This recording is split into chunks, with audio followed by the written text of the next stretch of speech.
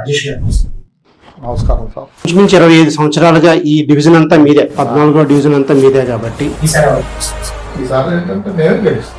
అంటే ఎన్నిసార్లు గెలిచారు సార్ మీరు? 4 సార్లు గెలిచాను. ఇంకా చేసిన డెవలప్మెంట్ లేదు సార్. చూస్తాం హాస్పిటల్స్, ఐటీ కంపెనీ చాలా అన్ని మౌలిక సదుపాయాలు, లైట్లు, రోడ్లు, కాలువలు ఇవన్నీ కాకుండా దేశంలో 2 ఏసీ స్కూళ్ళు ఉన్నాయి. ఢిల్లీలో ఒకటి ఉంది, మళ్ళీ విజయనగరంలో ఒకటి. కానీ మరి ఎంత అభివృద్ధి చేసినా, విజయనగరం ఎంత డెవలప్ చేసినా ఎందుకు ఓడిపోయారంట? అంటే విజయనగరంలో ఏదన్నా చేశారంటే కోలగట్ల వీరభద్ర స్వామి ఒక్కలే చేశారన్నదే.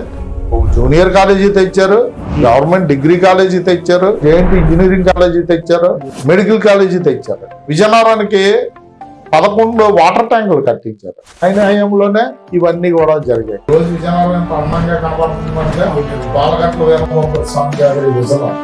దేనికన్నా సరే కోలగట్ల వీరభద్ర స్వామి అన్న వ్యక్తి నా వెనకాల ఉన్నాడు కాబట్టి నేను ఇవన్నీ చేయగలుగుతాను. మీ నాయకులు ఎవరు సార్? కోలగట్ల వీరభద్ర స్వామి.